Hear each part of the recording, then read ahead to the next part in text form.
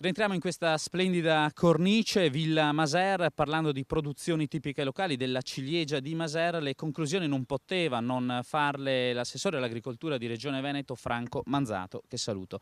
Allora, assessore, lei oggi ha parlato di promozione di un paniere di prodotti che verrà lanciato a livello nazionale, se non sbaglio. Sì, io credo che la ciliegia di Maser, ma come tanti altri prodotti del territorio, penso all'olio extravergine, ma penso anche il DOCG, il prosecco DOCG, che è una punta di diamante, devono essere messi assieme nella promozione del territorio. Oggi enogastronomia, prodotti tipici, cultura, siamo in una villa importante, e turismo non possono essere staccati nella promozione del territorio.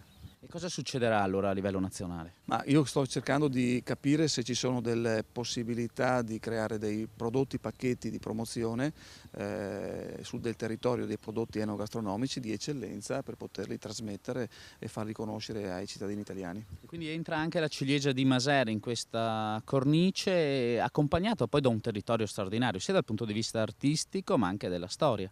È proprio così, la ciliegia di Maser è un tassello di un mosaico più importante, che è un territorio dove vede la cultura. Siamo in una villa importantissima, vede prodotti tipici di altissima qualità, di eccellenza, come il DOCG, vede il turismo, perché sono zone assolutamente stupende dal punto di vista ambientale, e quindi far conoscere porzioni di territorio che possono attrarre amanti della natura e anche del cibo, credo che sia un salto di qualità. Ecco, vogliamo ricordare infatti che un brindisi alla DOCG a Asolo sarà fatto nei prossimi giorni, richiamando poi tutti gli addetti ai lavori ma anche gli appassionati del buon bere. Sì, vogliamo essere presenti come Regione Veneto, perché riteniamo che anche la promozione della DOCG, che si parla del top del prosecco, debba essere un punto di partenza anche per la Regione Veneto per promuovere le eccellenze a livello internazionale. Punteremo sulle eccellenze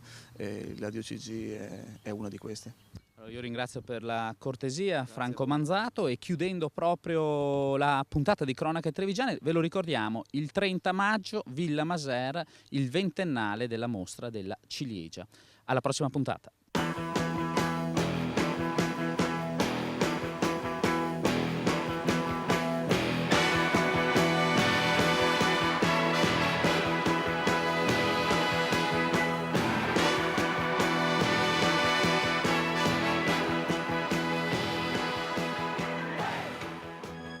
Cronache Trevigiane, un programma in collaborazione con Un'Industria Treviso, Casatella Trevigiana DOP, provincia di Treviso.